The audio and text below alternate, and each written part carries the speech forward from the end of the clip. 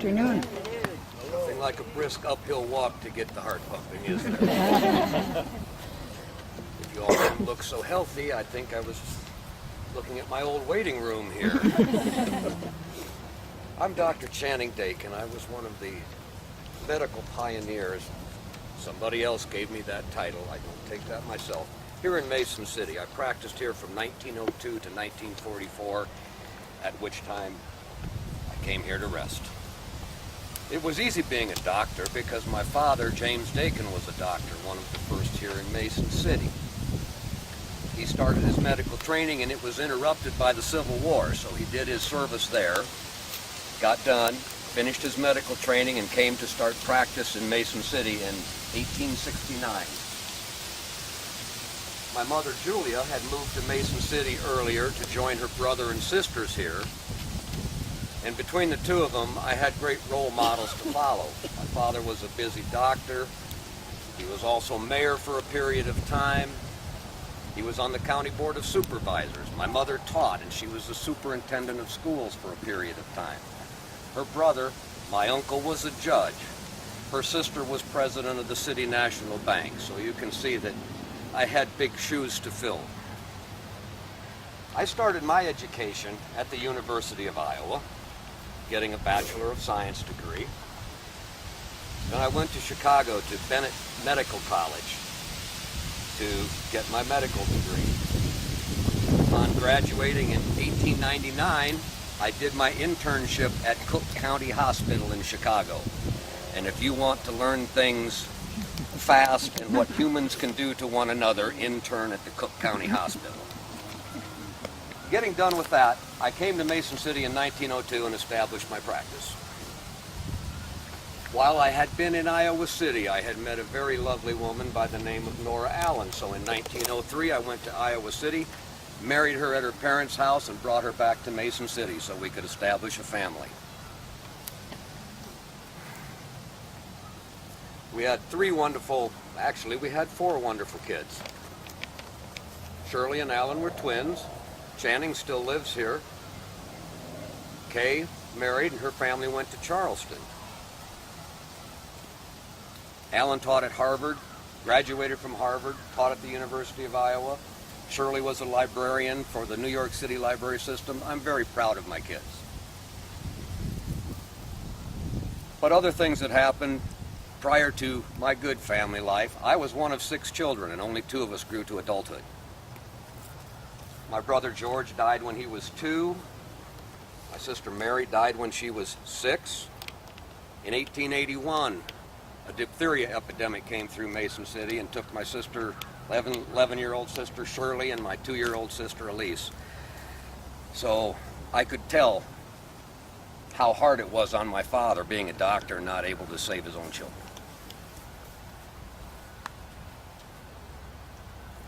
Nora and I and our family lived on 510 North Washington, which was very handy because it was only 4 blocks to the Park Hospital to see my patients. However, in 1916, the Sisters of Mercy came to Mason City, and they already had hospitals established in Dubuque and Davenport. We seemed to be a real good fit, so with the Sisters of Mercy, I was one of the founders of St. Joseph's Mercy Hospital. It was a very strange union between a Unitarian and a bunch of Catholic nuns, but it seemed to work out. My office was in the MBA building. MBA is the Modern Brotherhood of America, which was established here in 1897. We based our group on brotherhood, beneficence, and insurance. Hello. The Modern Brotherhood of America Iowa headquarters was here, and in 1917 erected a beautiful 8-story building that was the finest building in Mason City. I think some of you may know it as the Brick and Tile. But that was the MBA building. My office was on the 5th floor. My sister Amy, the other survivor, had married Hardy Poole, a dentist, and his office was right next to mine. Hardy didn't believe in anesthesia, so he would talk all the time to his patients to distract them. And of course, he gleaned everything, so I knew anything and everything about Mason City because of what my brother-in-law dentist had been told in the chair. Back at that time, too, normally you think of a doctor running around in a white coat. This was my general attire. This was my bag and my hat because we did house calls. Did them in horse and buggy until the automobiles came along, which made it much handier and much quicker. But I don't think that that is happening anymore. Some of the biggest challenges that I had was in 1910, polio came through Iowa. Started here in Mason City. A young boy had been out of town and contracted it, brought it back. It spread through the schools. It spread through his neighborhood. Even my oldest daughter, Shirley, was hit with polio, left with a brace and a limp all of her life. There were over 75 cases in Mason City. 9 people died. The flu pandemic came through in 1918 and took a good number of people. In 1929, smallpox showed up again after 3 years without a case. Even though there was a vaccine for smallpox, good, solid, prove-it-to-me Iowans, the majority had not been immunized yet. So there was a very big push to get people immunized, and smallpox was eventually, if not eradicated, brought under control. At that same time, one of the best things that happened in medicine was around 1910, blood testing started to become available. Insulin came around in the 20s as a treatment for diabetes. X-ray was being established. My father would have been amazed because back then you tried bleeding or purging to cure your patients of their ills. However, one of the top things that happened, in my opinion, was when the government finally got involved and took steps to legislate drugs and patent medicines. Sam Adams had put an article in Collier's magazine. It was called the Muckraker Years, and all that meant was today you would call them whistleblowers. But he talked about all the patent over-the-counter medicines of the day, which were basically opium, laudanum, or alcohol. People were giving their babies soothing syrups to help them sleep. Well, of course they slept. It was 100% alcohol. Women were taking nerve medicine. Of course it calmed their nerves because it was opium and it turned them into addicts. So legislation came into play and these things were slowly pushed off the market as a common thing. But my life was not entirely medicine. In 1919, we bought a cottage on Dodge's Point at Clear Lake. There were about 10 cottages there, 5 down on the beach, about 50 people all together, and we formed an association. We even had a ferry boat called the Arowana that would go from the town of Clear Lake out to Dodge's Point and back to take people to shop. We would get on the trolley down here and ride the trolley all the way over to Clear Lake, all the way down Main Street, get on the boat and go to the cabin. It's a very quiet resting place out here except for these infernal bells. I hope I made a lasting contribution to Mason City, and thank you so much for coming today.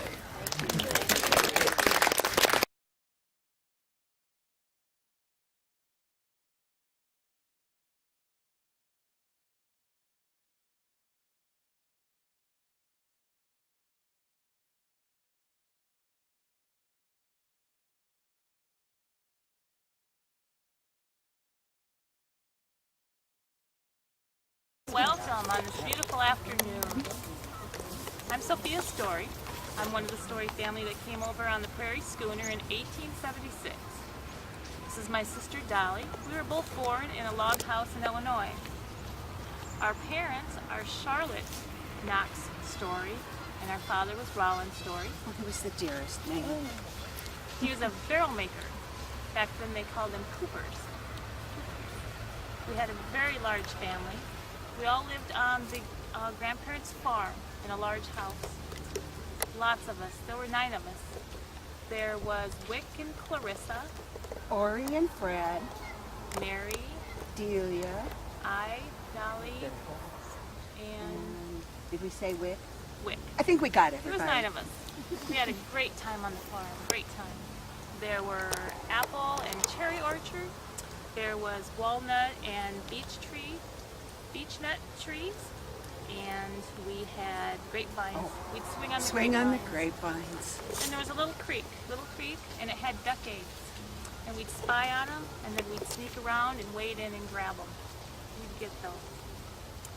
Well, on the second calling of the Civil War, father enlisted. He went to the Civil War in 1862, and then it was Christmas Day in 1864. We learned, Mother told us that Father had been killed 4 days prior. That was very difficult for us. But we continued. We stayed at the farm until I was about 7 years old. Then we moved on to a different farm to help out a cousin with their farm in-house. And then we kept moving quite a bit. Then we moved to Mason City. That's when we brought the covered wagons. It was a hard trip. A lot of rain and mud. It took us a very long time, till June. It took us till June to come here. Once we got here, we found another farm. This time, the house wasn't on the farm. It was a 4-room house. It was about a half a mile east of the brewery. And remember, Mother always worried so much about that dirt floor. She did. The floor was dirt, and then we had a coal burning stove. Dirt everywhere. She would fret about that floor all the time. And then we had crops. The first crop was fair. The second crop, it was a beautiful wheat crop, but 2 to 3 days of hard, warm wind just kind of destroyed that crop. So the boys decided they should raise corn instead. So that's what they started doing. They were never very good at that either. No, don't tell them. You see, then Ori and Fred, they had 5 horses. They decided they'd break ground for a new home, so they started building the new home. And then it was just about complete in November, but we all moved in. It was getting quite cold, so we all moved into the home. Let me see, Mother... You know what Ori did? Ori went and got married. Oh. And then the rest of us had to move out. He didn't seem to want to share his home with his mother and his sisters anymore. So I and you and Mother and the grandparents had to find our own place to live. And Mother went after the grandparents when they got old. Yes. Yes, she went back to Illinois and brought them home to us, which was very nice. We got to spend some time with them. Yes. And then Grandma had gotten blind, but she loved her grandbabies. She loved spending time with them and playing with them. Delia, she went on to teach. And I was in school, and Mother was having a hard time. She was ill, so I left school and helped her take care. I was about 15 years old then. But she didn't give up. I didn't. No. I went back to school, and Mother continued. And then Mary and I just had enough education to where we wanted to teach also. So we started teaching just like Delia did. But then Mary found Mr. Foljam. Thomas. A couple years later, she got married and started her own family. Russell, Bill, Mary. And Grandma loved those babies too. So that's when Dolly suggested we should go into nurses training. But I followed through first. I was the first one to start. I talked to Cook County Hospital and applied there. But it was taking so long for them to get back to me. I called Dr. Egloff, and he suggested I call and talk to Michael Reese in Chicago. So I applied and was accepted there, and I went for their 2-year nursing program. She was one of the top students in her class. And then I came back to Mason City. I was afraid that they wouldn't hire a nurse back in Mason City. They were, it was $25 a week. That was a lot of money back then. For a private duty nurse, 24 hours a day. But I did get 2 hours off a day for rest and recreation. So there wasn't much work here yet, so I went back to Chicago for a couple of cases. And then Dr. Egloff called me back. Oh, yeah. Dr. Egloff was such a dear. His wife was ill. She was in confinement. So he asked me to come back and take care of her. It was very sad, though. Their baby died 2 days after birth. that was a very sad time. It was a sad time, you know, and we nursed all those soldiers coming back We did. from the That war. was about the same time. Spanish-American War ended. They were very sick with tuberculosis and typhoid and many diseases we didn't know. And then in 1910, there was this terrible polio epidemic. An 11-year-old boy had been visiting with his family and had, unbeknown to them, had contracted polio. And when he came home, he went to school before he got really sick. And of course, he was already contagious and spread that dreadful, dreadful disease. It turned into an epidemic throughout the whole state. In fact, it was an epidemic throughout the whole country. But in Iowa, it started right here in Mason City. Dr. Mason, Dr. Egloff, they were all so busy. And you know, they had a terrible time convincing people that you had to stay home, that quarantine was absolutely essential. People just didn't understand that. So people died and people ended up with paralysis. It was just so sad. You know, do you remember our first patients, Dolly? Oh, yes. Well, Or Sophia? We started our hospital in 1901. That was a lot of convincing for Mother for us to get that hospital. We finally saved up enough money. It was a 16-room house on 107 Pennsylvania Avenue. And we lived on the first floor. All the hospital rooms were above us.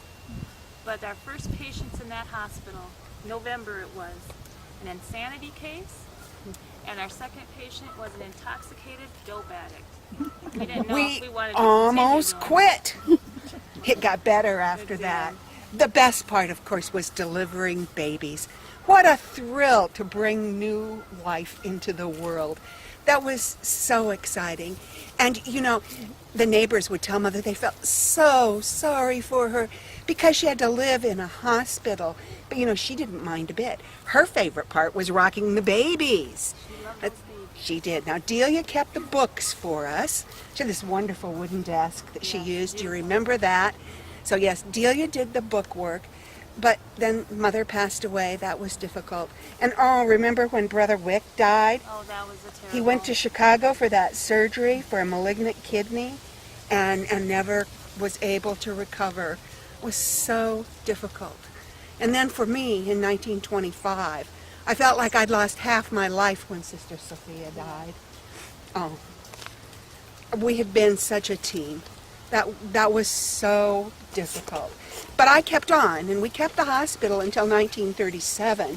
But by then there were two already bigger hospitals in Mason City, the Park and then that Catholic hospital, you know. And so they really didn't need us anymore. But I still had a lot to do. I was really heavily into promoting conservation, getting public parks for people and working with May Hanford McNider along those lines and other people who were so interested in conservation. I remember speaking to the Women's Club one time about how to start gardens of wildflowers. But I told them, don't go dig them out of the ditch. That's not the way it's done. And don't go dig them out of your neighbor's yard. That's not the way it's done. We told them over and over how they needed to be conservers of our natural resources. Let's see. Oh, I remember Mary would help at the hospital and her children would come. I remember little Bill crawling along on the floor. But I have one more thing to tell you. You know, when I was 80 years old, I got married.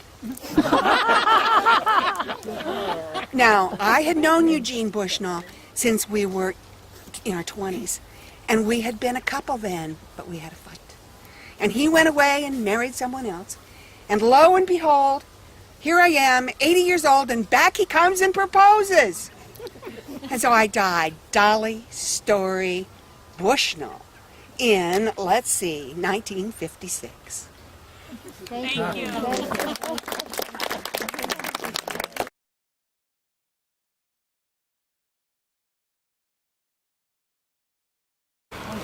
When two smart, determined, hard-working people come together, there's little limit to what they can accomplish. I believe my husband and I proved that right here in Mason City. My name is May Hanford McNider. I was born in New York in 1863, during President Lincoln's administration and during the Civil War. My parents, Frederick and Elizabeth, brought the family to Iowa in 1875. That was me, my sister Georgia, and my brother Frank. In 1884, I married Charles McNider. Charles was born in Dubuque and came here with his family as a boy in 1871. When he was 15, Charles took a job at the bank as a janitor. He even slept there. I remember he always used to tell the story of the night a burglar broke into the bank.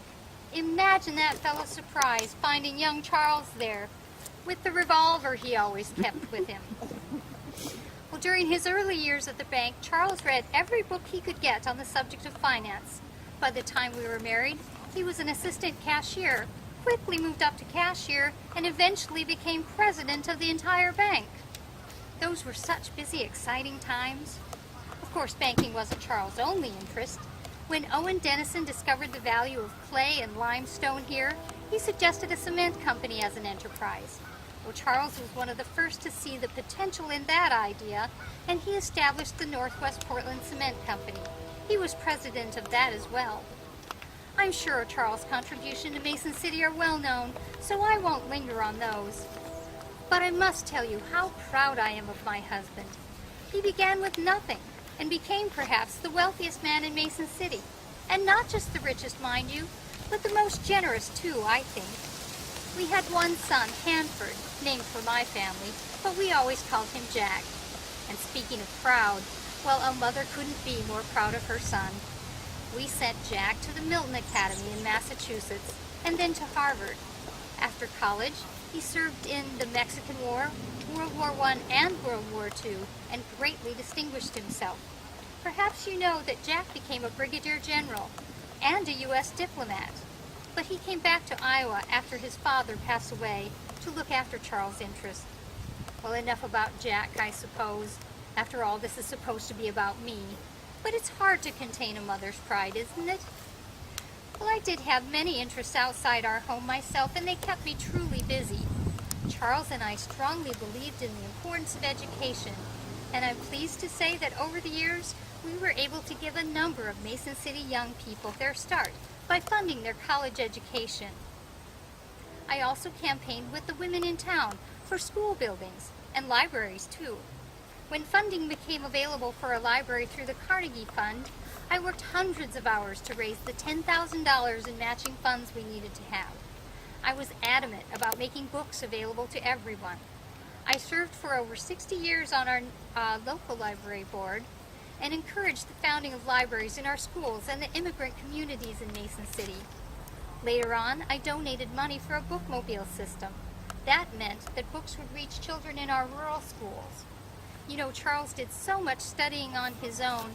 To gain his background in finance, we well knew the value of books.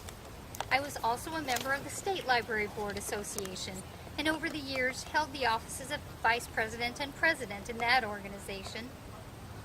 I was the first trustee to receive a Certificate of Merit from the State Board, and I so appreciated that recognition of my work. My other passion was conservation.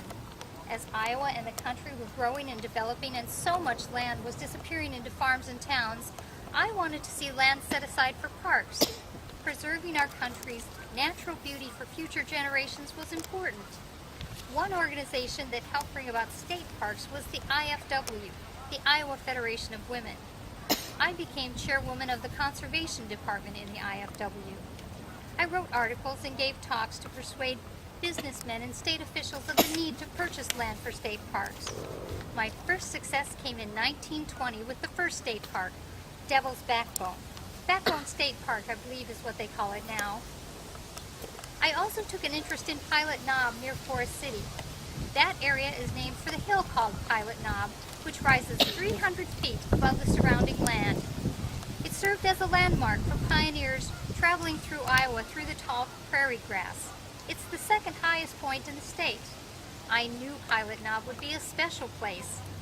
The land formation of boulders, clay, and gravel, and the nearby water attracted interesting wildlife that I wanted to see preserved. A variety of shrubs surrounded the spring-fed Dead Man's Lake, and a water lily unlike any other found in the state of Iowa grew there. After many years of hard work, Pilot Knob Park was dedicated on September 11, 1924.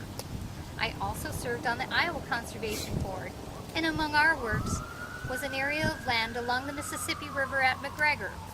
Oh, and how hard Carrie Sondrel and I worked to establish a state park on the south side of Clear Lake. You know, Clear Lake was called the Saratoga of the West back then. It's always attracted tourists. Setting aside land that could not be developed meant that the local people and people from out of town would always be able to enjoy the natural beauty there.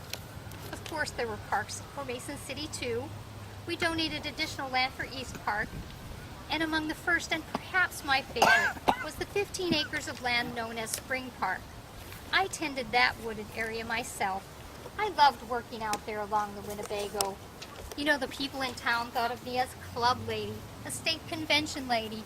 They should have seen me out there in my work clothes and gloves. Of course I was a club lady. I was a founding member in the Mason City Women's Club and a chairwoman in the IFW, as I'd already mentioned. But we were able to do so much good work to benefit the community in our state. I did a good deal of traveling around the state, giving talks and attending meetings for those organizations. Of course, we took time out for fun too. We had a place at the Outing Club in Clear Lake. Jack did so enjoy sailing there in the summer times, competing in the sailboat races. We all enjoyed boating and swimming, picnics, playing cards. We organized excursions around the lake. Those were such good times with our friends and family, the Blythes and the Markleys. I suppose I should talk about the most difficult time in my life. That October in 1928, when Charles passed away suddenly in his office at work. Mr. Bagley tried to call me, but I was not at home, so I didn't know right away. When I first heard the news, I refused to believe it. It was just too awful.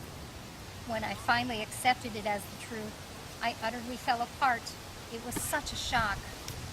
It was certainly hard to go on with life after Charles' death, but with Jack's help and support, I was able to do that. I continued my dedication to the library, and Jack and I donated land for a new library when the Carnegie building became just too small. The land was near my home on 2nd Street in the southeast part of town, near Willow Creek, and it was so lovely. It meant beautiful gardens as well as the wonderful new building. Books and gardens together, what a joy to see. I spent many happy hours there. Even after I was confined to a wheelchair, I'd cross the street from my home to work in the gardens there. Of course, it wasn't all pleasant after Charles' death. There was that terrible, terrible lawsuit brought by the stockholders of the cement company. It went on for years. I can't tell you the number of shawls and scarves and things I knit sitting in courtrooms during that time. District court, state court, the state Supreme Court. Endless hours of meetings with attorneys and going through Charles' papers. But I held my head high. Charles built that company, and he brought jobs and prosperity to Mason City. He'd done so much good for the people here. Well, in 1954, I came here with Charles to rest with Charles. We had done such a lot. And I was so pleased to see our dear Jack and his sons carry on with him. Hanford and McNider, what a combination we were. Ours was a rags to riches story, and my greatest pleasure is in knowing that a good deal of what we earned went toward making Mason City a better place. Oh, and a word about the McNider name. Charles' family spelled it without an A in the Mac, but he found out that it had originally been spelled the traditional Scottish way with an A, but that his father had changed it. We kept it that way because of all the legal documents that had that spelling, but Charles insisted that Jack have it legally changed back to MAC, and it's been used by the family that way ever since. Well, thank you for stopping by. It's been a pleasure talking with you.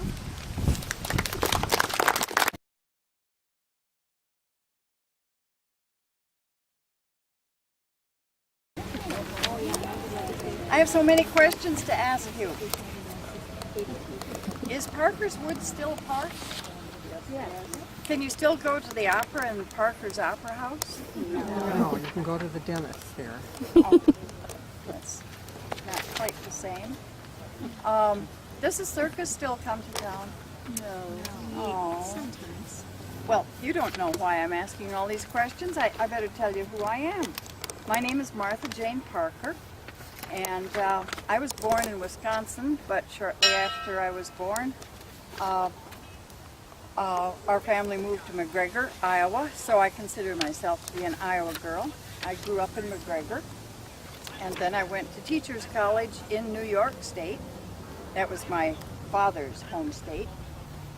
And I came back to McGregor, and I taught school there. I taught school for 6 years, and I had every one of the boys in this kind of an amazing family. They had 6 boys, and they were really quite a handful for a young teacher to take care of, because they were always doing acrobatics, doing cartwheels down the hall, trying to train the other students to jump through hoops, and they were quite a handful for me. I always suspected that those Ringling boys would turn out to do something unusual, and I wasn't far off the mark. Well, after 6 years, I came to Mason City, and I taught at Central School here in Mason City. Do you know Central School? Yes, it's across from St. Joseph's Catholic Church. Big, beautiful school, I'm sure you know it. I taught there for 6 years, had some very interesting students there too. And then I had met Elmwood-St. Parker. He'd been widowed back in 1881, and so he was left with a little girl. And so when I married him, after I had taught here for 6 years, then of course that finished my teaching career, because married women didn't teach.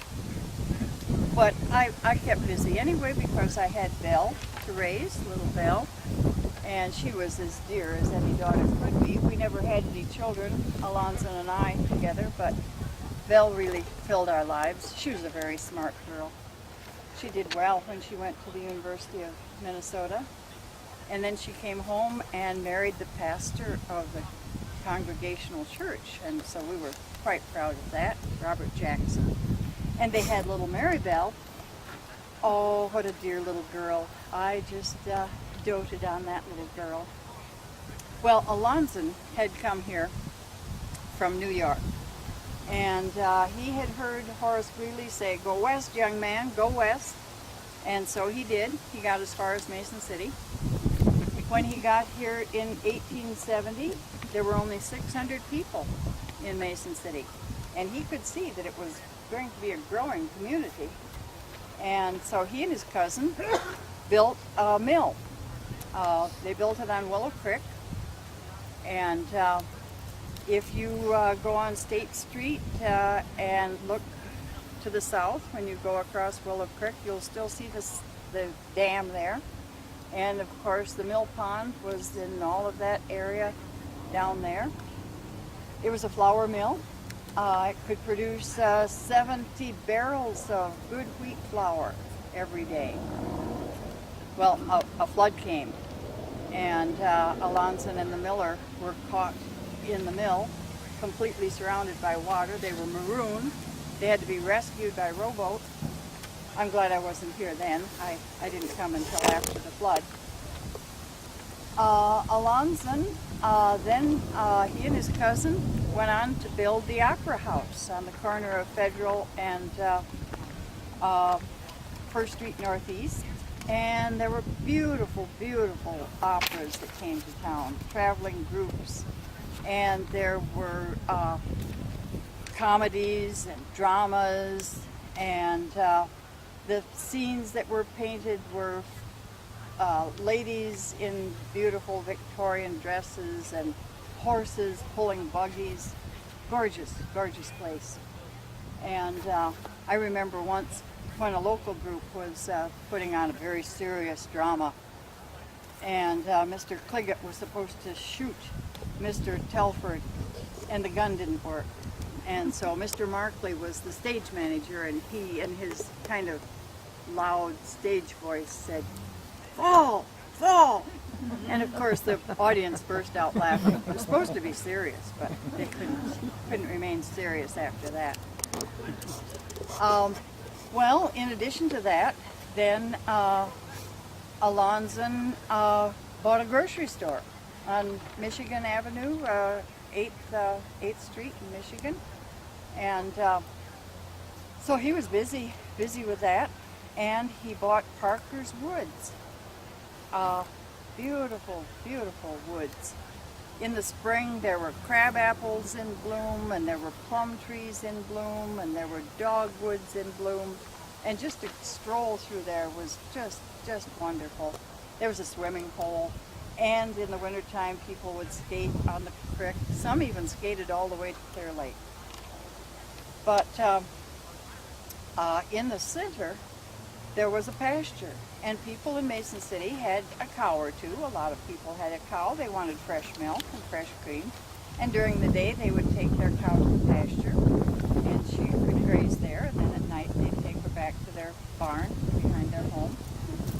There weren't always zoning difficulties with that. And then when the circus came to town, the circus would be in that same pasture. And I never knew how long it was between when the cows had left the pasture and the circus set up. But they didn't seem to complain, and it was lots of fun to see my Ringling boys doing something productive. Well, Alonzo bought a lot of land. He could see that Mason City was going to grow, and so he really went into real estate. And he had one part that he called the Parker Addition, and another part that he called Forest Park, and another part that he called Wildwood. And at one point, the Sisters of Mercy came to him and asked if they could buy some land, and they wanted to make a hospital, and so he sold them the land, and then he gave them $5,000 to help with the construction. And we were so glad that a nice hospital could be built in Mason City. And he was very busy all the time, but we did find time to go most weekends over, at least in the summertime, over to Clear Lake. We had a place in the outing club. The youngsters used to call that those tatched-on houses, and that was wonderful. I was so busy, you know, with all the clubs that I belonged to and teaching Sunday school and so forth, that I was just lucky that I was able to afford a maid, because I don't know how I could have managed otherwise. Alonzo died in 1926. He was 13 years older than I was, and a few years later, then Robert Jackson, Belle's husband, died, and so there we were, widows. We had all this property. We had homes that were near each other on Crescent Drive and Michigan Avenue. And so we decided that we would give something back to Mason City, because Mason City had done so much for us. And so we gave the town Parker's Woods, with the stipulation that it always remain a park. So I'm wondering, now, is Parker's Woods still a park?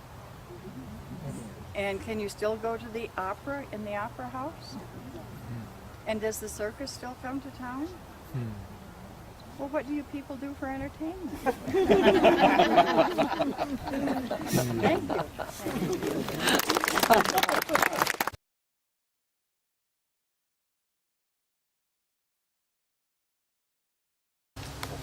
My name is Levi F. Cadwell, and my claim to fame in Mason City was being the owner of the livery stable, a place where we kept horses and rented livestock, horses for local people to use. I was born in New York State in 1832. And it was it's a long time ago. My parents and 5 brothers and sisters, I can start now, 5 brothers and sisters moved from New York to Dodge County, Wisconsin, with the promise of more open land, lots of fertile soil, and it just seemed to be the thing to do. So moved west with them when the time came, and I worked on my father's farm for a number of years. I was listed in the census in 1860 there, and I was 18 years old at that time. So a little later, probably got itchy feet. Not much history written about me. I should have taken some better notes, I'm afraid. But got itchy feet and came to the new state of Iowa. Iowa became a state in 1848. Probably to make a living for myself, and evidently made enough money through being a farmhand and working in the community that I was able to buy some property and eventually buy the livery stable. Now the reason that I'm in this getup is that not only was I the owner of the livery stable, but I drove the funeral coach, the hearse, to this place. So when I'm here, it just seems natural to be dressed like this. Probably buried me in this too, as a matter of fact. So between me and the undertaker, I'd be the last one to let you down.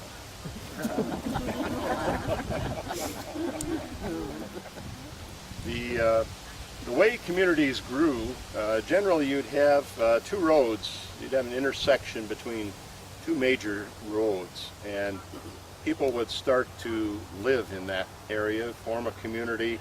You'd have a general store that would be there where they could sell dry goods and all kinds of things you would need. And the general store became the community center for people. The farmers or the people in the area would come in and gossip around the old stove, play games, maybe cards and things like that. The women would come in and do some of their knitting and so forth together so they could learn about their neighbors and what they were doing. When the city grew a little bit, that general store kind of broke up, and you had a variety of different stores that would take its place. The ladies liked to go to the milliners, the dry goods store,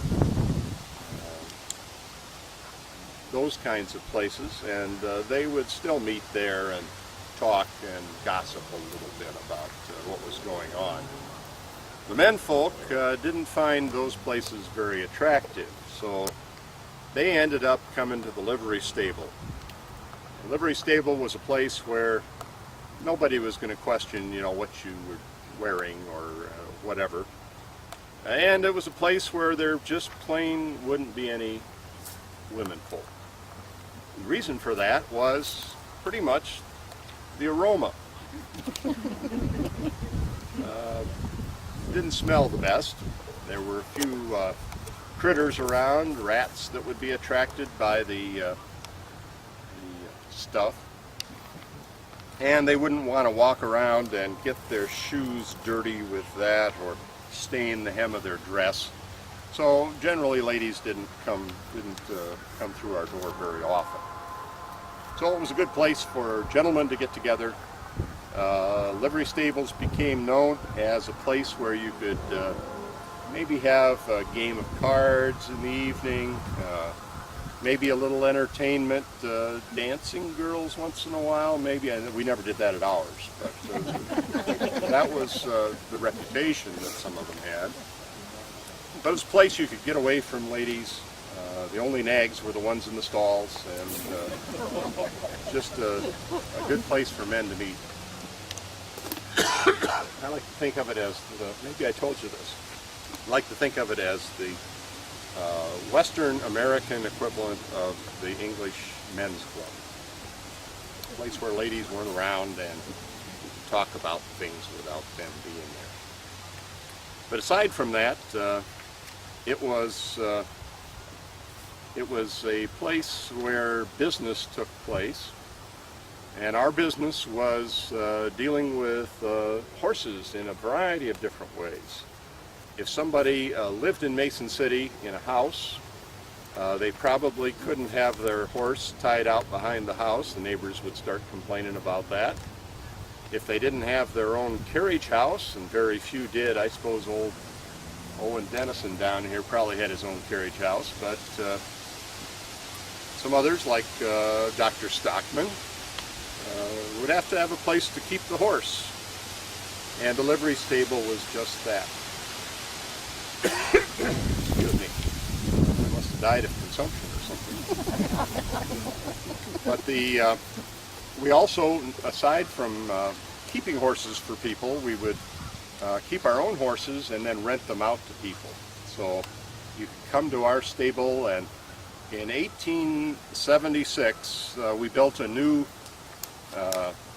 livery stable, a brick one. That's pretty fancy for a livery stable. And it was at the corner of 6th Street North and Michigan Avenue. Does that ring a bell for anybody?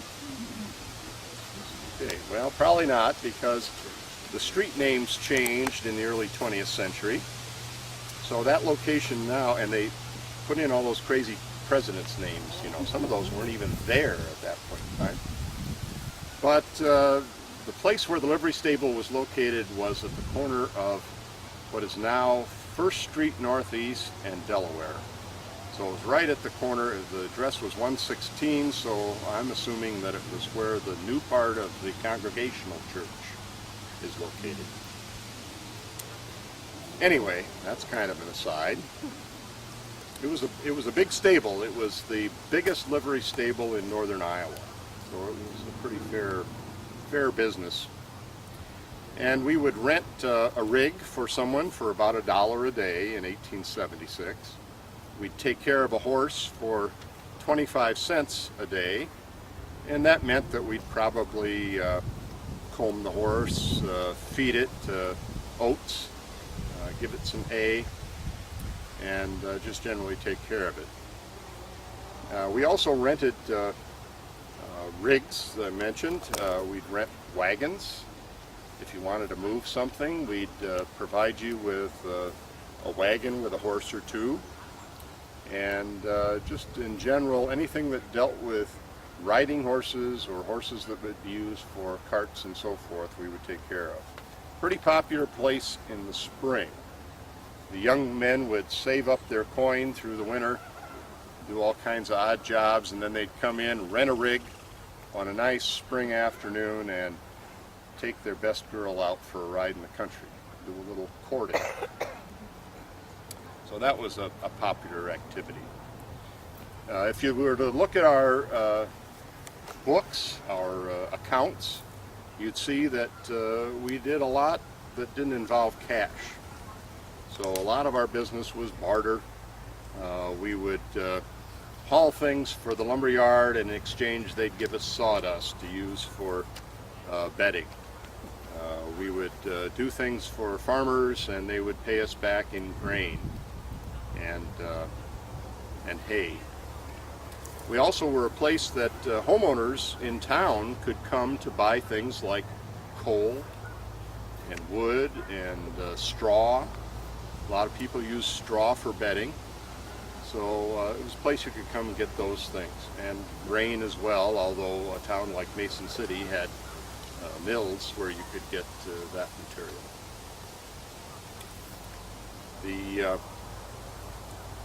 I don't know if I mentioned or not, but if I'm away from the job for a while, the business tends to pile up.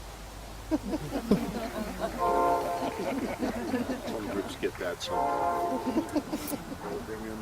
We didn't do anything with ironwork or shoeing horses. That was done by the farrier and the blacksmith, thank you. And we didn't make our own tack or anything like that. All that was done by a specialist at that point in time.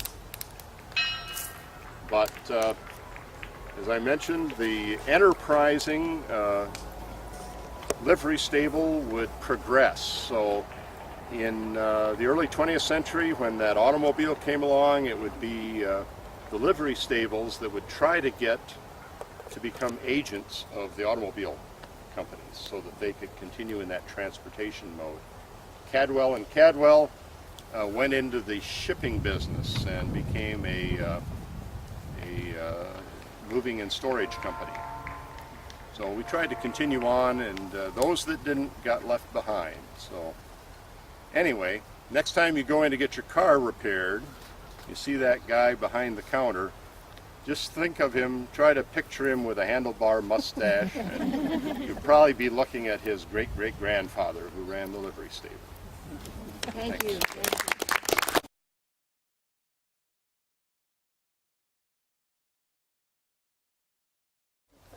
Mason City, Iowa. Who would have thought in the 1800s what this place on the prairie would become?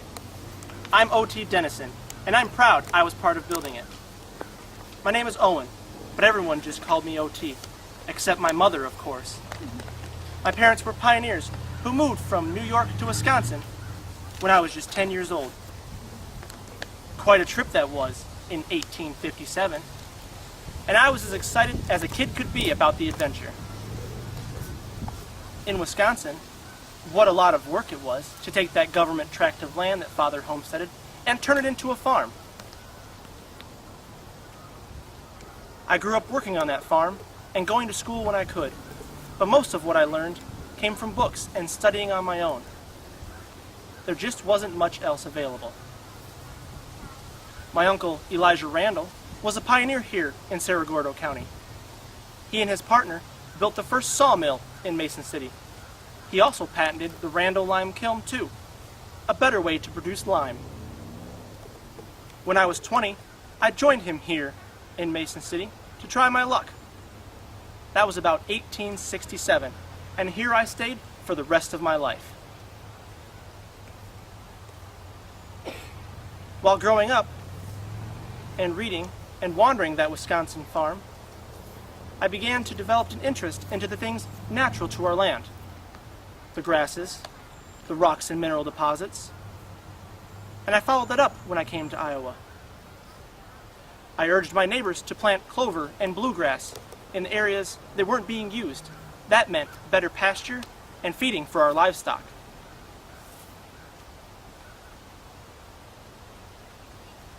I also looked for ways to improve our crop. I soon discovered that that meant good drainage. With the area's abundant resource of clay, making farm tile just seemed obvious. And that's when I started the local brick and tile business in 1882. Farmers quickly realized a good thing, and by the early 1900s, we had the largest brick and tile manufacturing facility in the whole world. Dennison Brick and Tile had over 4 plants. We produced all kinds of tile, but mostly farm tile and sewer tile. We had over 40 kilns, and our maiden equipment could produce over 60,000 bricks in a 10-hour day. A local company, Hawthorne Foundry and Machine, produced 300 cars for us that would take our bricks and run them to the dryer. I produced much of the equipment myself. I felt that if you had a need or a problem, you had to analyze it carefully and then do something about it.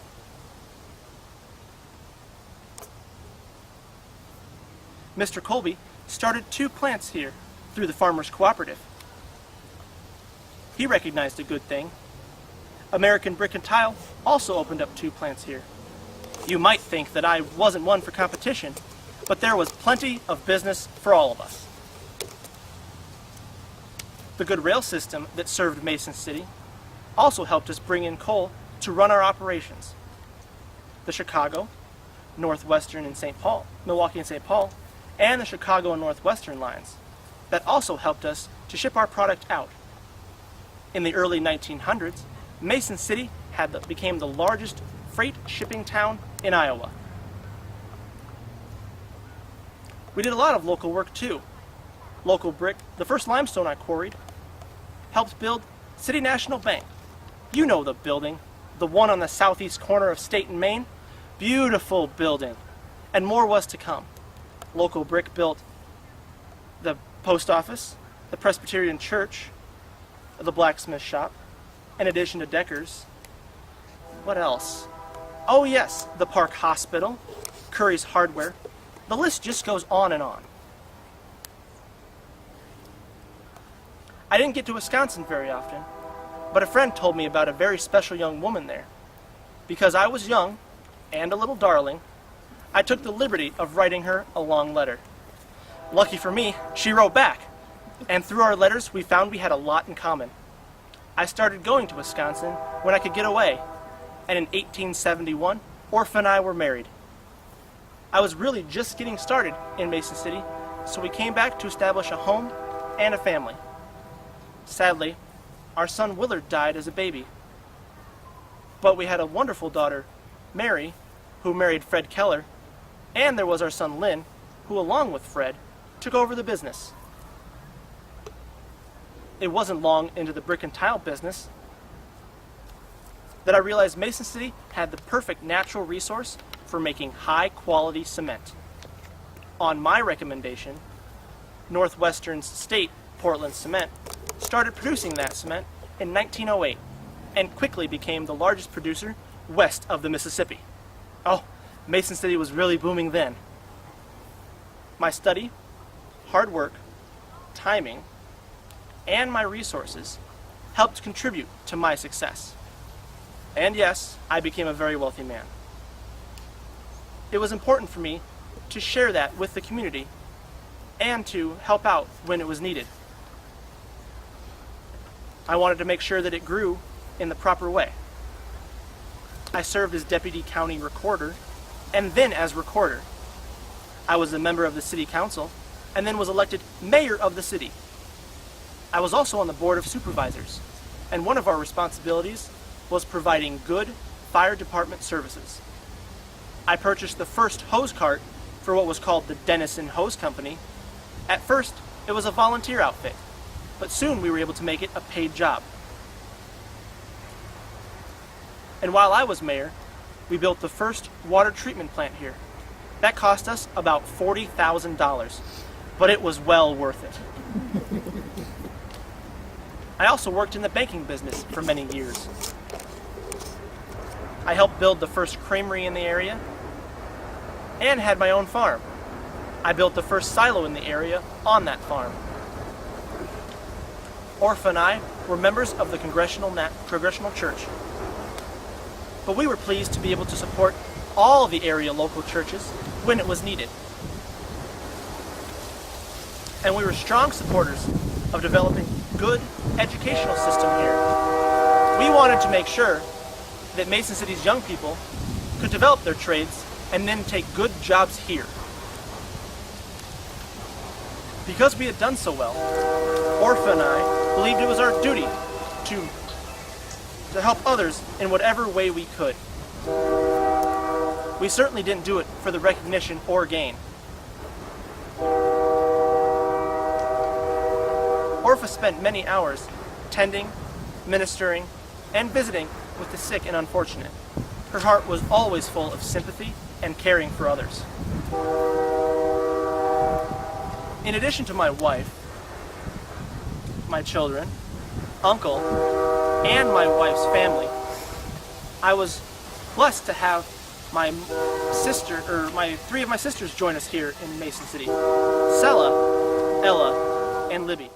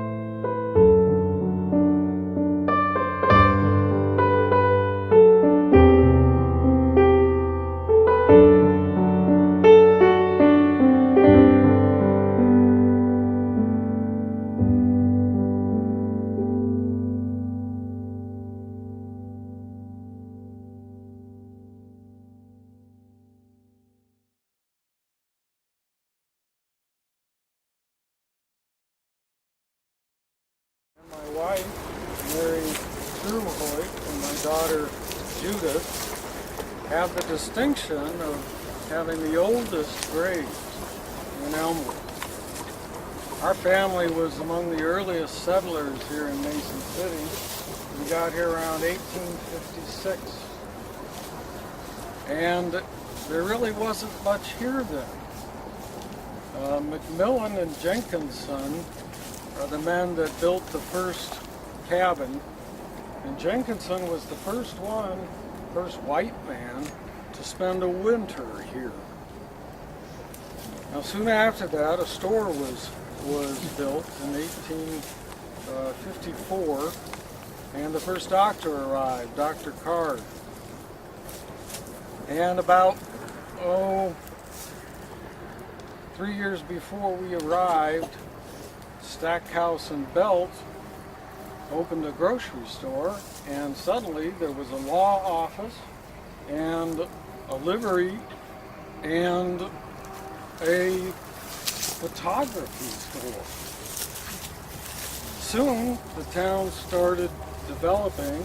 The first plan that was registered was in 1857, and they put in a sawmill. Randall built a sawmill then, and that drew a lot of people to this town. Now, Lizzie Thompson taught our children in the first school, and it was a log cabin. The first stone school was built in 1857, and then we got a post office, and the Methodists built the first church. And I was there to see Mason City made the county seat. And I read the first newspaper published here in 1858. So we were kind of pioneers. Now I had pioneer in my blood because Sergeant John Hoyt came over here from England in 1639. And he was called sergeant because that was his level in the militia. And no one ever called him John. So you can take a guess who I was named after. I learned that the Hoyt family kind of spread out over New England, and my branch moved into Vermont in the 1700s. And that's where I came from. Danville, Vermont, which is up in the northeast corner right near Maine. It was a beautiful little village in the hills, and you would love the leaves in the fall. But the winters there were as harsh as they are here in Iowa. Now my wife, Mary, and I had 7 children in Vermont. The eldest was Martha, next was Judith, then there was Wilbur, then there was, so hard to remember now. Wilbur, Georgia, Elizabeth, Nancy, and Amos.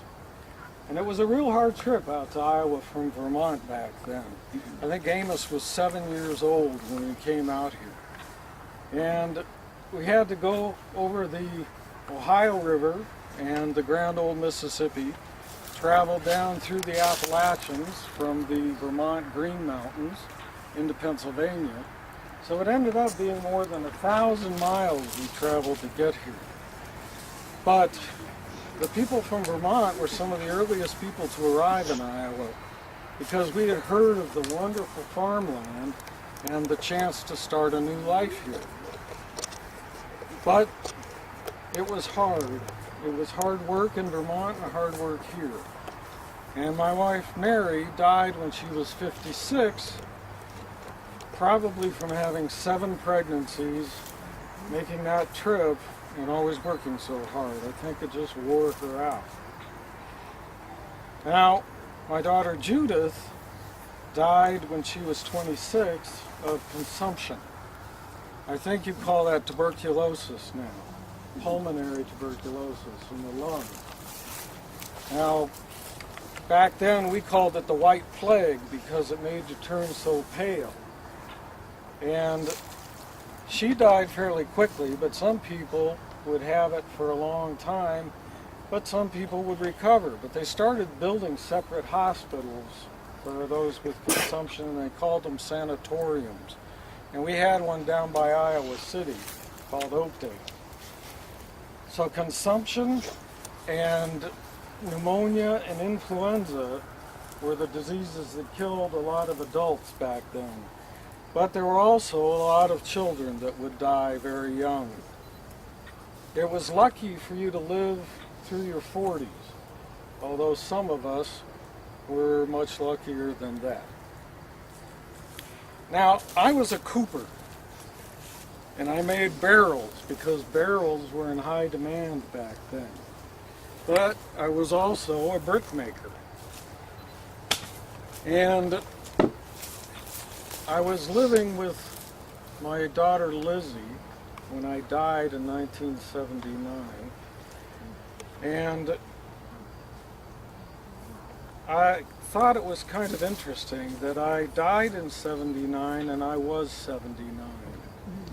Isn't that a little strange? Now the story about how we ended up here in Elmwood is interesting, because we didn't start out here. The first cemetery in Mason City was between 7th and 9th Street up by Massachusetts and Connecticut. It's near where the waterworks are now. Now, the Cemetery Association decided to move that to the south part of town, to here.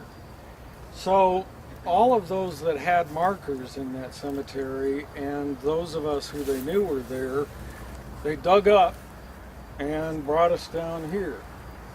They also brought a whole bunch that didn't have markers, and the records were so bad then that they weren't quite sure who was who and who ended up where. So I spend some time laying here wondering just exactly who my neighbors are. Now, it was called the Mason City Cemetery when they opened it up down here, but they changed the name to Elmwood because of all the beautiful trees around here. In 1869, they built a chapel, and there was one area that was for regular folks and another area that was for Catholics, and they were separate. But later, in 1926, I think, both of those were deeded to the city of Mason City, and so the name was changed to Elmwood-St. Joseph's Cemetery.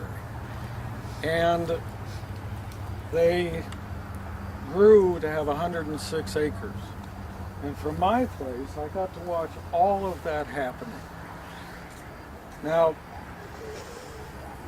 today, there are different areas for Protestants, Catholics, Greek Orthodox, and those of the Jewish faith. And there are old graves and there are new graves. And there are small stones and there are huge mausoleums. There are even high rises now that you can put your ashes in for eternity. So just about anything you can imagine is in this cemetery. And it is a lot more than we imagined ever would happen way back in 1856. Now, I wish I had been around longer to see more of it happen, but I feel content. I feel at peace, as you would say, because I've seen and done what I had always dreamed of doing. And I'm very proud to be known as a pioneer. Thank you very much for coming to visit.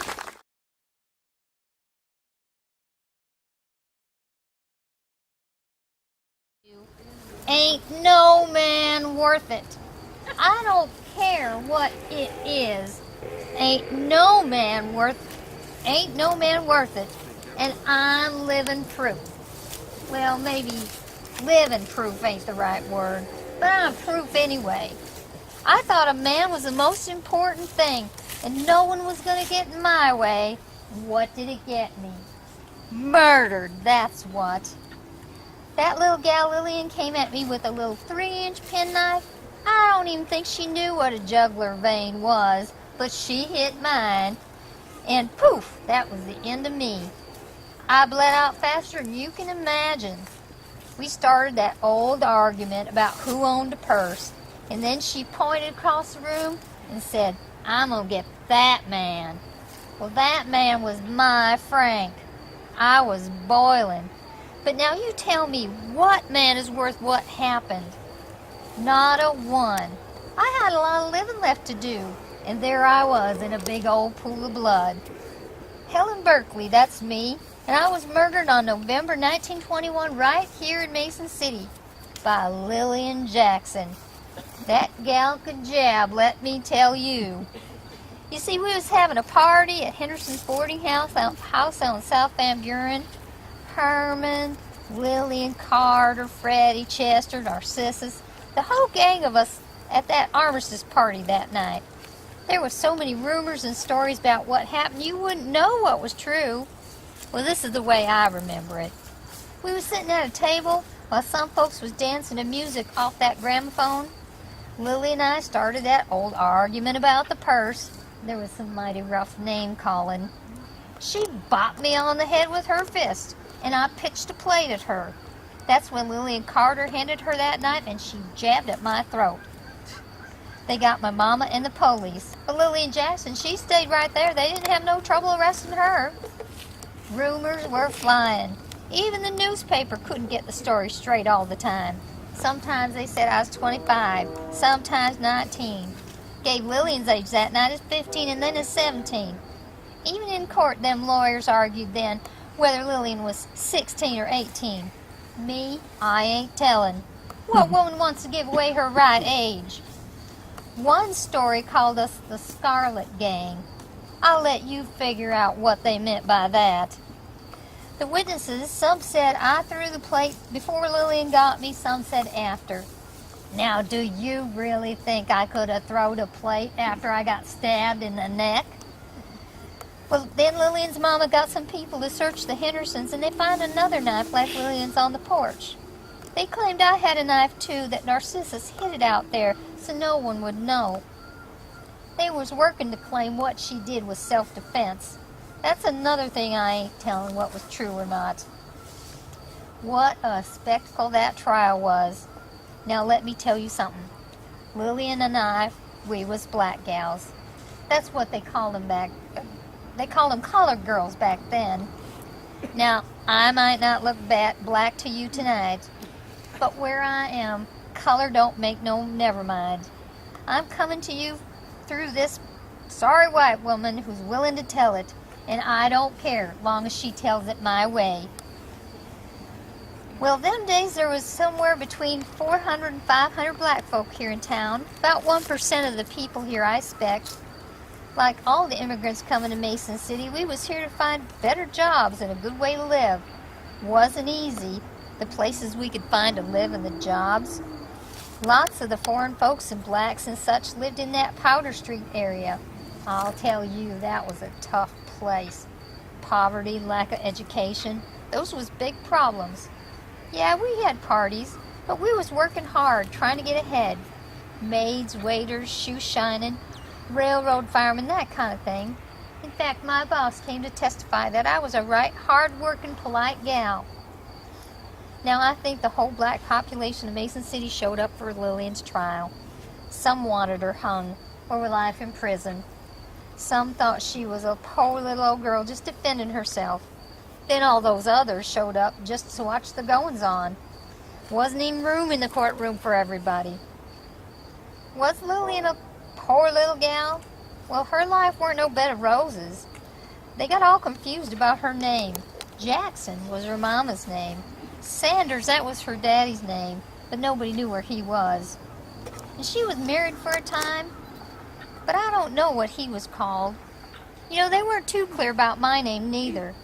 Helen Berkeley was what folks knew me by, but my mama said my right name was Lucille Ann Beckley. Lillian was mighty young for all she'd been through. She got arrested in Des Moines for taking a knife to a guy, and she made some threats. She was just a skinny old frail-looking little gal. Didn't look so dangerous to me. So those lawyers worked on the sympathy thing. Brought her sick, near-dying mama to court on a cot. My mama got so worked up crying and all, they had to haul her out of court. You know, my life wasn't so great neither. I married Mr. Berkeley, but he died, and I came here to live with my mama. I had a little money from his insurance, but I was working to get by. Another thing they couldn't agree on in court is who was drinking or taking what. Lots of talk about hooch and dope. It was prohibition in them times, you know, and there was plenty of illegal booze around and plenty of drinking it. You didn't have to be down on Powder Street to see it neither. All those big fancy houses and hotels, there was booze flowing there too. And dope once wasn't too hard to come by neither. They'd finally made opium and morphine illegal, but not heroin. You could even get some of that at the drugstore in them medicines they sold. But the police said Lillian and I weren't drunk, even though there was witnesses that said everybody was drinking. Nobody seemed to know for sure about the dope, or they wasn't saying. Some prissy folks said it was all the fault of the jazz age. That's what they was calling the 20s, 'cause of the music. Round the country, gals was wearing short skirts and smoking and drinking hooch, dancing to that music and having a big old time. Oh, that music. There was Eubie Blake, Lucille Hageman, black musicians just coming into their own. And the blues, the ragtime. All those clubs started up in Harlem. They was calling it a renaissance, the Harlem Renaissance. With black music, art, writing just starting to get popular, and not just with the black folks. Seems like everybody was getting fascinated by it all. Now for the second thing on my mind. The prosecution was going for first-degree murder and self-defense or manslaughter. The jury settled on second-degree murder. Judge Keller sentenced that girl to 15 years at the Girls Industrial School in Mitchellville. 15 years. That's all. No life in prison, no execution, 15 measly years. 'Cause she was a juvenile. Let me tell you, if you'd have seen that gal and the things she was interested in, you would have known she was no juvenile. If I'd have killed her, you know where I'd have been? Hanging from a rope, that's where. That's what they could do to murderers in Iowa back then. Now the next thing I want to talk about is that their industrial school. The reform school for black gals, for bad gals, that's what it was. Boys, they went to Eldora. The state had several places for girls before they settled on Mitchellville in 1880. A Quaker minister and his wife ran it for quite a time. Most of the gals there was about 13 to 15, some younger, some older, quite a mix of the young'uns. Some was there just because they didn't have families to take care of them, and some were there because their families thought they were just too hard to handle. Others had really committed crimes. Most of them was really poor. But there was that one rich gal I read about sent there when she tried to poison her stepmama. Well, they had this point system. Gals got points for good behavior. They could earn things, even like leaves of absence or getting out for good. So that Lillian, she might not have even spent 15 years there. And even if she did, 10 years later, she maybe would have been 26, 27, corrupting younger girls about how to use a penknife. Let me tell you a little more about that place. I know they had good intentions and wanted to teach girls how to act and all, but it got to be a rough house, that's for sure. And how would you like to see a little gal about 8 years old who didn't do nothing but have no family to take care of her in there with someone like Lillian? Seems to me they could have worked up a better system. Now here's the last thing on my mind. Y'all might be shaking your heads about the kind of lives Lillian and I had back then. But there was gals like us all over this country. No education, family with problems, poverty, no good jobs open to us. Some of us were having babies even when we was just babies ourselves. Things had changed in this country and gotten a lot rougher in those prohibition years. and being black wasn't no help either. Lillian should have been in school learning something, but she was already married once and running around the streets of Des Moines and Mason City without nobody to steer her different. And I was about the same, struggling, fighting, knives, drinking. All those things were part of what we knew. We did what we had to do to get by. But most folks was working hard and getting ahead little by little. Lots of immigrants here from other countries, from the South, and from big cities where living was even worse. We was all just trying to figure out who we could be and how. Wasn't an easy life. Quite a few of those people and their kids went on and made businesses and went to school and helped make this town what you all have here today. I'd like to think the rough times is over for all you folks. Expect you know a little more about that than me. And I hope you know a lot more about what to do to fix it if you still have them troubles. Powder Street, Prohibition, the Jazz Age, the Harlem Renaissance, those things is history now. And here I am, 90 years after I was murdered, telling you my story.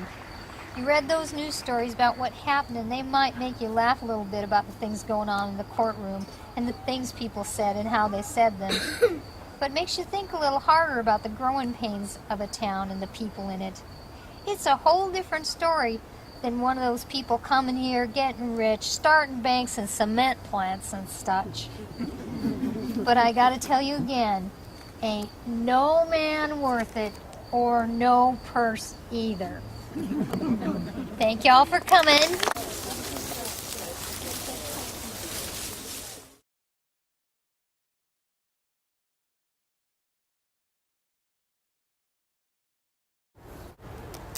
Whoa.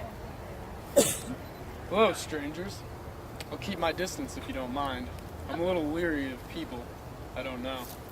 I have good reason to be. You see, I came to Mason City and I was only here for one day, and I was beaten and murdered by a mob.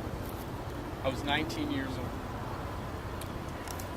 My name is Yefto Radovich. I'm from Montenegro. Now that borders modern-day Bosnia and Serbia. Used to be part of Yugoslavia. In 1912 and 1913, I served as a boy soldier in the Balkan Wars. To get that out of my mind, I wanted to come to America, live a better life. So, my sister sponsored me, Miss Helen Mike Begovich. Saved up a long time to pay for my fare, bless her heart. I arrived in Mason City from New York on the 12th day of Christmas, January 6, 1914. And it was in the morning that I got here. I knew a few fellas here.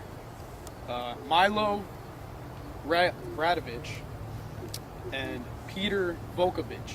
Now they had a house, 710 on Powder Street. So I went over there and I settled in. They gave me a room. And I met a new friend. His name was Joe Bogovich. Now, me and Joe were walking up Powder Street, going to our friend Milo's house. And we thought we would scare them when we got there.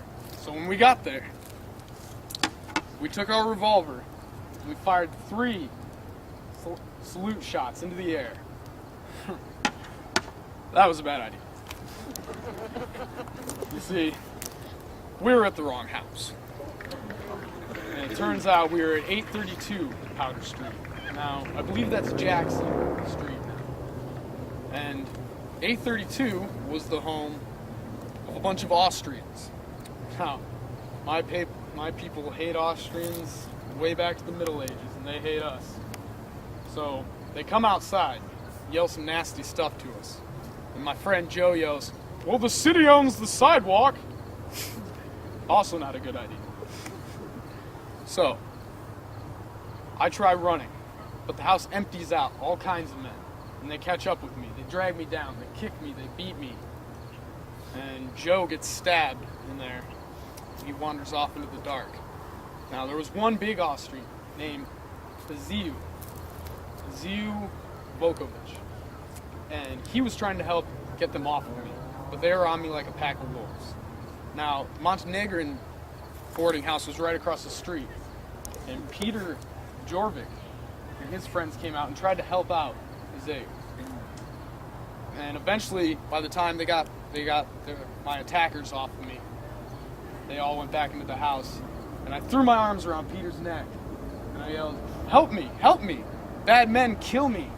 I not live long!" And then I started choking and puking.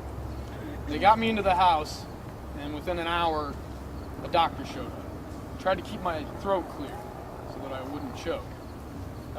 They rushed me in a car to the Park Hospital. By the time I got there, I was what you would call unconscious. And the doctors tried to revive me for about a good hour or so. But by the time the coroner figured out that I had a ruptured blood vessel in my brain, and it formed a blood clot the size of my hand.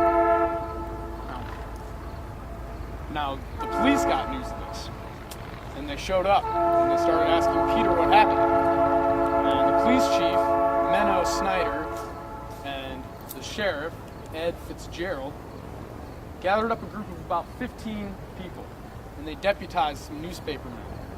And they all went back to Powder Street, and they forced in the door, and they checked everyone downstairs for weapons. And the deputies that went upstairs, whew, smelled like nothing but garlic and smoking oil up there. You could hardly breathe. But all the men were in their 2 lines of beds, supposedly sleeping. A lot of them were pretending. But they made them get dressed, brought them downstairs, and put them all out in the street. Lined them up 2 by 2, with deputies all along the sides, and marched them straight to the police station. They arrested 24 people, even Isaiah, for being a material witness. But now, there was this one man named Andrew Sear. Now, he had this huge gash in the back of his hand, clear down to the bone. He admitted it was from the fight. And there was another man named Mike Dozit, and he had blood all over his shirt. And he said it was from Andrew's hand. Well, they threw him in solitary. And so, and then back on Powder Street, there was a man named George Drusen. And police suspected he was part of the fight. He lived next door with his wife to the Austrian house. And there was a reporter named Harold Clark who was back there still trying to figure out what happened, asking questions. And George came out and said, "I'll kill you," wielding a wicked-looking knife. Now, Harold, being deputized, pulled a gun. George pulled one as well. His wife came running up screaming, got between them. And so Harold couldn't shoot him anymore. The wife was in the way. So he ran off and called the police. Now, when the police got there, he was beating his wife again for getting in the way and still holding the knife. Now, Deputy Burnwood's 38 sure quieted him down. They hauled him off to jail. Now, the police went and did another raid of the house. And they found knives, and they found a revolver behind the cook stove with 3 empty shells. Yeah, the thing that started this whole mess. And also about 4 gallons of whiskey and a cask of beer. Now, they confiscated all of it, of course. And March 12th, 1914 comes along. And the grand jury comes back with no indictments. None. And the case gets dismissed. Now, Mike Dozitz and Andrew Sear are free to go. And, I'm been in Mason City for 24 hours, and I'm dead. And unavenged, before my sister even got to see me. Now, but I guess there was a little justice. You see, you remember George, who beats his wife. His house burned down January 13th while he was still in jail. And guess who did it? Dozitz and Shear. So they got deported. Good riddance. But then Mayor Stanton he claimed that liquor was the cause of my tragedy. And Greek Christmas was coming up, and a whole bunch more liquor was ordered to Powder Street. And he had it seized. 9 loads of liquor from the depot and the express office. And he declared that no more alcohol can be allowed in Mason City at big foreign houses. That made people feel better. But you know, it still all made it Powder Street. I wish I'd never heard of it. Wish I'd never gone.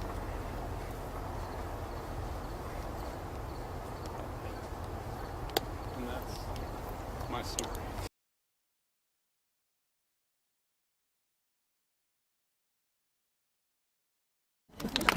The side, you know, and just kept on getting busy. So the men start coming around. I was shocked to know that I had doctors, lawyers, bankers. You'd be surprised if all the businessmen kept coming around. They sure wasn't coming around because I was beautiful. They just kept coming around because I had girls, the booze, the gambling, and the entertainment. It just kept on coming. So was I appreciated? Well, I guess not. Because every time I turn around, I was arrested. I've been arrested from having an ill-reproved house, running an ill-reproved house. Get back out, start back the same thing. I mean, I had the fellas, all kinds of people kept coming. And Mason City was booming back then with jobs. And the fellas kept coming to town. You know that what they was looking for at nighttime. The show wasn't looking for baseball. So they kept on coming around. And so I decided to help them out. Was I appreciated? Not. But I meant no harm to no one. But I couldn't stop them just coming around. And then a young man I was told named Yefo got killed the same day he came to Mason City to start his job at the brick and tile company. He was murdered by an Australian immigrant. See, back then they all kept coming all over Mason from Italy, Greece, Hungary, Mexico. They just kept coming on. When they kept coming, they brought trouble. So then me, of course, I got myself in trouble by having a little entertainment center for the gentlemen.